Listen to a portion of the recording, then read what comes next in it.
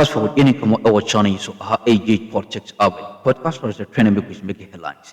And a jumbo not EDB Akroma, and EDB Raxium, Ija Edda a year trading one, only any accent to Accra. Johnny training, not in fact in a political house, not in summer. I was what any scrutinizing, not yet me. A bonabeda, and a EBV Eddie a good above one or baby. Yamisha on your same said what me adjoining a highways. Any day, I now subscribe to the channel. Hit the notification bell or comment in here. It should be constructive. Yami shocks why it is. Young principle. Now, lawyer Martin Kpebu, last way, and I'm not say you we. Now, okay, a year, any year, 2 works a year OSP. Now, sa any year we see whom yen in free ho in Uforiata or in the Shisha say, I'm a pano intimate and Panem Ragana house. Emma Omijana Emrano, Emma Emra Enini, based on alleged Sika is Yakudi Papano or Pembisua and Semfata. Now we say in a production, Ebusan say, in Yan TSA, OSP position, Onijo, Onya Ope, and not in our SR, Papania, Yamung Realm, Infants Mahodua, Woody Yisa and Sema. How age politics are been, Yamisha Onyo is Wajam or Young Consim. Joy News, and what I'm going to show you is a video that was captured by Joy News that actually starts the entire incident. Martin Kpebu is with us in the studio, but this is how it all started. Take a look at this. Council, we are here. Solo.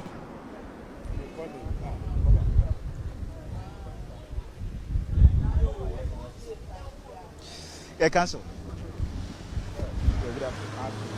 So briefly before you go inside, just okay. Shall I ready?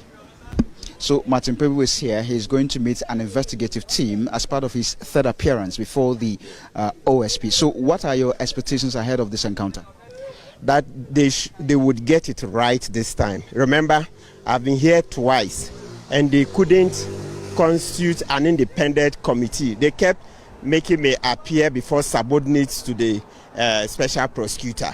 They kept making me appear before subordinates. Subordinates can't investigate their boss. It's incompetence. You see, that's the very thing they did, and then Ufuriata left Ghana. And that's what they've done on 2 occasions. So today, if I get in there and the board or whoever, the committee is not properly constituted, I'm not coming back. But are you willing to cooperate? Oh, absolutely. That's not in doubt. It's not. We haven't even reached that threshold at all. Look, let's get it clear. What Mr. Kisi Ejabin has been doing so far, the 2 appearances, is that I should give my information to his subordinates. You, Fatao, can you investigate your boss? Can you investigate your boss? Can you investigate Mr. Kwesichum? Where is that going to happen? And you think you can keep your job? It's ridiculous. So now I understand how he just botched this whole Ufuriata matter, that he can't even get basic things right. Basic things. You're saying that give information to your subordinate. How is the subordinate going to investigate the boss? Where does that happen? Okay. Thank you very much. So we would have a conversation. We would have a conversation when you are done with the engagement. So Martin Kpebu is here, and he's going to have a conversation.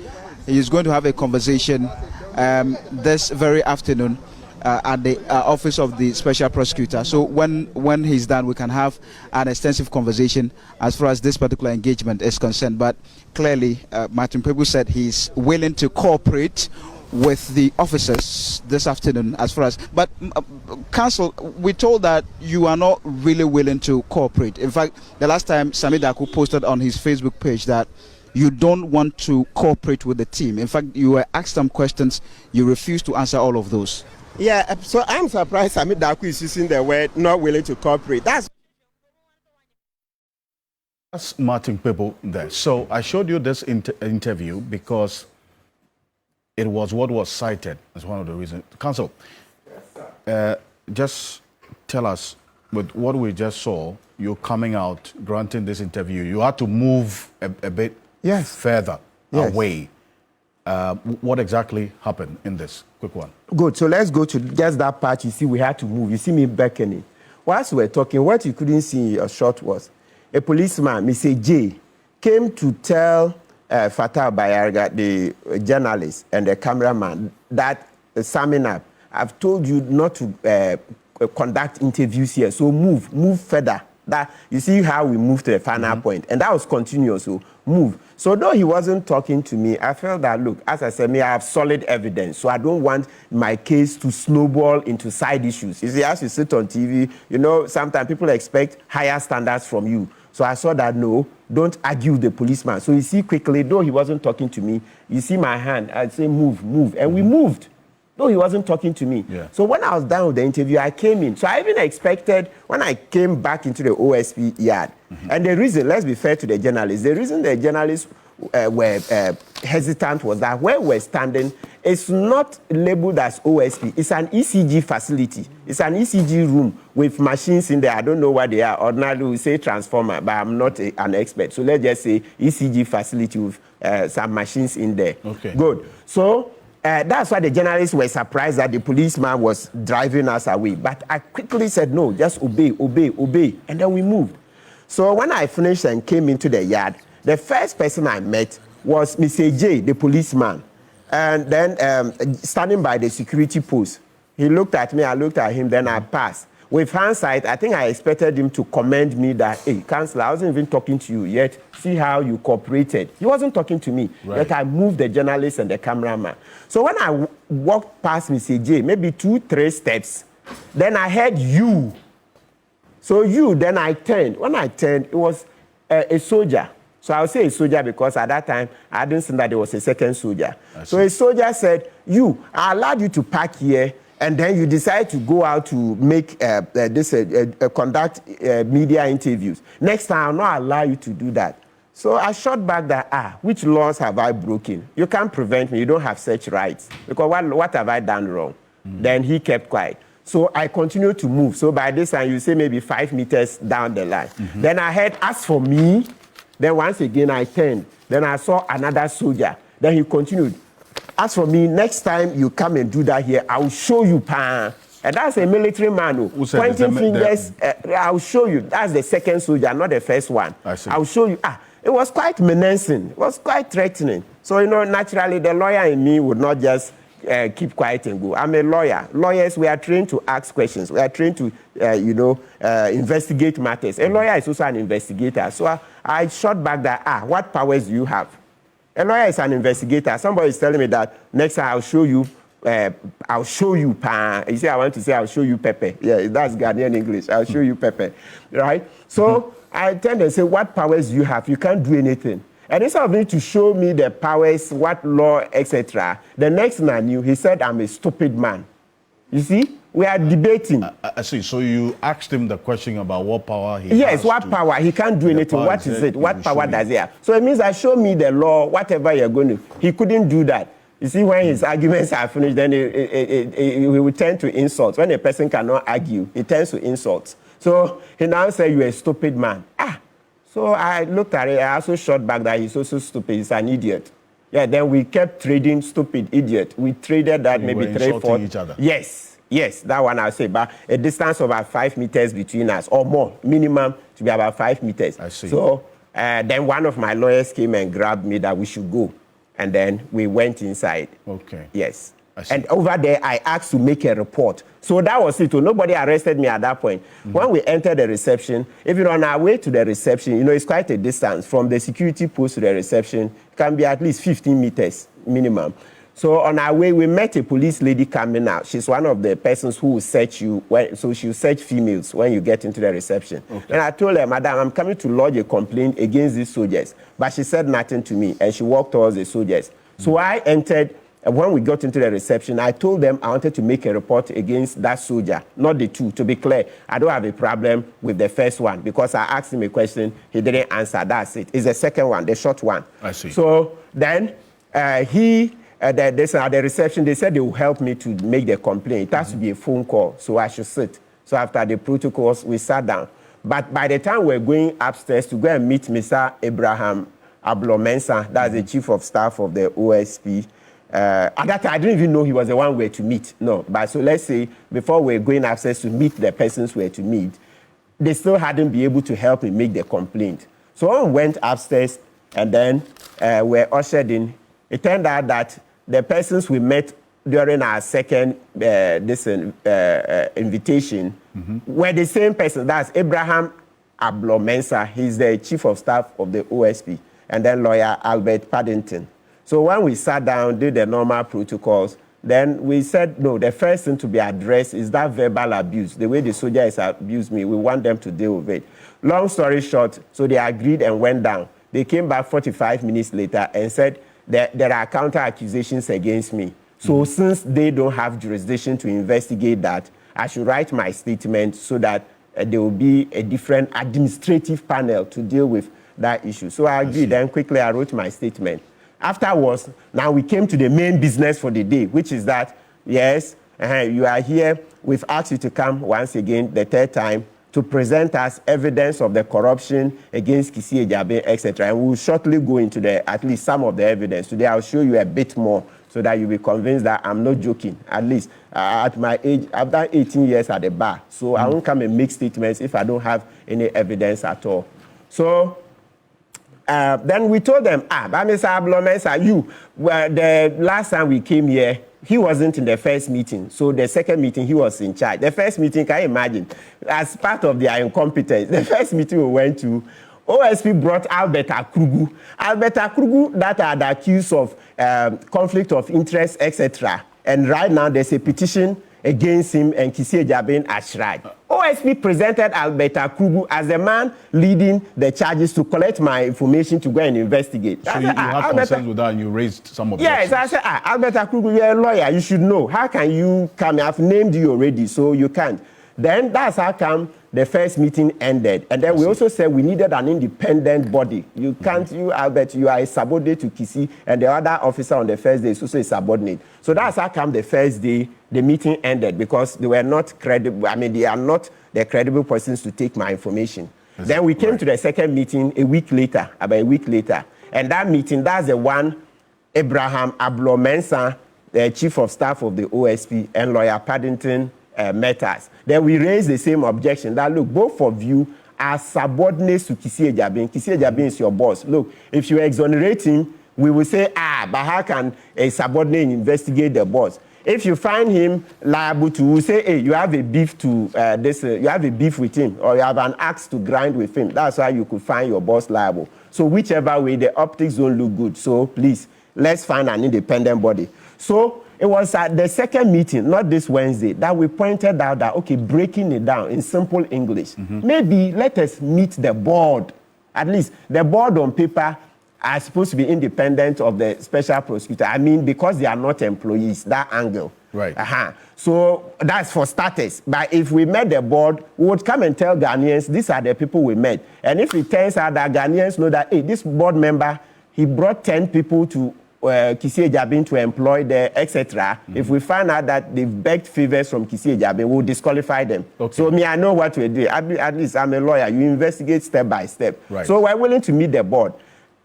Then they said, okay, we should go. So that was the second meeting. So when we went the third meeting, it was still the same lawyer Paddington and Mr. Abraham Ablo-Mensah. So we said, but last week we came here, we told you that you are subordinates, you can't investigate your boss, blah, blah, and you've called us here. Then they insisted that they can do it. So we said, no, I will not give you the information. I will shortly give you a few here today so that you see that that's just a tip of the iceberg. So they said, no, they would not, for them, it's been decided that they should investigate what concerns the OSP, not the special prosecutor. To be fair to them, they now showed me the distinction that they are to investigate the matters concerning the office, not the special prosecutor himself. So I said, no, most of my allegations are against Kisi Ejabe, and that's how, and those allegations, because when the board, you see, the boss of an institution is the #1 ambassador. So though, like for Ghana, there are ambassadors properly so-called. President Mahama is the #1 ambassador of Ghana. So the head of an institution is ambassador. So when there are allegations against him, it affects the institution. So this distinction is like what we say, a distinction without a difference. So please, no, the value is the same. Okay. So that was the end. We said we'll not give them the information. Then Ablo-Mensah stepped out and came back 15 minutes later with the policeman to arrest me. I see.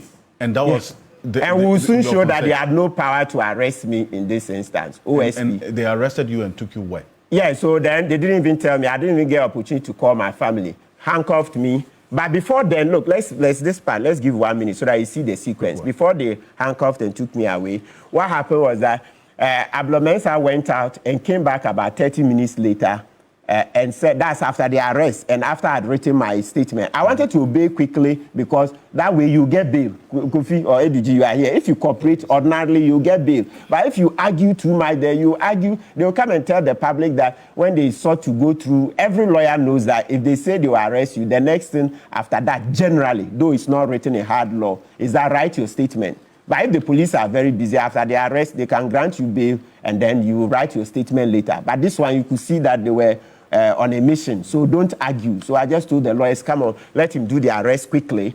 The policeman was at one, I said, come on, let him come and do, well, I presume he's a policeman. He's yet to, I'm yet to know. So let's say the OSP officer. So I said, come on, come and do it quickly so that I write my statement so that I can ask for bail. So we didn't argue at all. So you see, that's Kpebu. No, you should know when to argue, know when to pick your fight. You don't just fight anywhere. You are in their custody, I mean, yes, practically in their custody. You won't get out, even if you argue 1,000 times. So quickly, he came and then he touched my shoulder. You are under arrest for so obstructing an officer, blah, blah. Then the rest, you to paraphrase, they will say, you are not obliged to say anything, but if you say anything, it will be written down and then presented in court as evidence against you, blah. So when they were done, they said, hey, yes, write your statement. Then quickly, I wrote my statement. So after the statement, grant me bail. Then Abraham Ablo Mensah said he's going to consult, presumably his bosses. He's going to consult. So he went, Alberta Kugu, Sami Daku, and then Kisi Ejabin. So he went and then came back about 30 minutes later and said, yes, okay, they've agreed to grant me bail. But the condition is that I should bring a property in my name, landed property, in my own name. So it looked very ridiculous. I burst out laughing when I heard that condition, similar to Paul Adumotri's... landed property in your name. Yes. You see how life, a few months ago, we're on Paul Adumotri's case. Somebody said, you see, now a few months down the line, Kpebu, you see, they've given you the same condition. The abuse of Kisi Ejabi and the OSP. So quickly, what happened was that, it looked very laughable. That, a soldier abuses me, I also reply, and now you're saying I should bring landed property. So we said, oh, please vary the terms. Then he said, okay, he will go and consult. He went and came another 15 minutes. You see the delay tactics. He came back another 15 minutes on variation of the bail terms and said, no, they are not willing to vary. So by now, it was around 6:10 p.m. So once I saw that they were not willing to vary, fortunately for me, I've always had an indenture in the office for the past 4 years. I know where it lies. So quickly, I told one of my lawyers that I should go to the office. And my office is just, even if you are walking, about 10 minutes walk, if you are walking from OSP to my, so it's close. If you are driving, it's less. So quickly, Marcelinus Bia went to the office. But as soon as, when Marcel left, then Ablo Mensah went out again. He came about 3-4 minutes later to tell us that even if Marcelinus Bia brings the indenture, they need to verify it. And since it was past 6 p.m., they can't do that that Wednesday night. So they'll rather send me into custody and continue tomorrow. Then we said, Ablo Mensah, Martin Kpebu, I'm always here. If you want to find me, you find me TV3, you find me in court, you find me in my office. OSP, you know my office, you've been delivering. How can I run out of Ghana because a soldier insulted me and I insulted? Look, you see there. Mr. Kanse, are you surprised that they are they did this? And I'm not surprised because people who could allow Oforiatta to travel, they didn't know how to blow their whistle, do a common press statement. Ghanaians, Oforiatta is about to flee Ghana. Kisi Ejabi who couldn't do that. I'm not surprised that Ablo Mensah couldn't reason that I would not abscond. So he said even if Marcelinus Bia brings the indenture, it can't work. So he told Mr. J, the policeman that I obeyed very well at the beginning, he told him to handcuff me. I can mention that he is a policeman because he was in police uniform and his name shows AJ. You know, usually they put only the surname, AJ. AJ. So AJ handcuffed me and then next thing I knew, all the pleas for them to wait for Marcel to bring the indenture didn't work. So then they took me downstairs. And to add insult to injury, what they did was that the first soldier whom I asked the question to show me his authority for saying next time. The one you exchanged your insults with? No, the first one. The first one. Who did him? He now came. He was the one who came with his gun. It was the one this who had to escort me. Oh, I mean, come on. So like now we are showing you where power lies. So we went through the elevator and then into a car. As I said, I was not allowed to call my family. We should be doing serious law reforms on that. You arrest a person, the first thing you have to do is let him call his family. Let him call his family. It must be law. To be aware of what your whereabouts. Yes. Because I think that even but they've not put it in hard. Because you and I went to law school, we're not taught. Maybe today, if you ask me, I can't find it in the law. So bring it more prominently, clear that when a person, we are doing that for juveniles. We are doing that for juvenile justice. I've seen a draft bill where it is stated that allow the person, they should call the family. This one, so straight to the middle of nowhere because they didn't tell me where we were going. Then we sat in the car. So I protested that no. I don't see what soldiers are doing OSP. So I can't have the soldier escort me. So when we got to the gate, Mr. J, the policeman, who was now the driver of the car, asked the soldier to get down. And then they brought a policeman. Hey, if you saw him, he's like the two soldiers combined. You see the way Ghanaians are fixated? Huge, tall, thick, tall. Now say Bermani.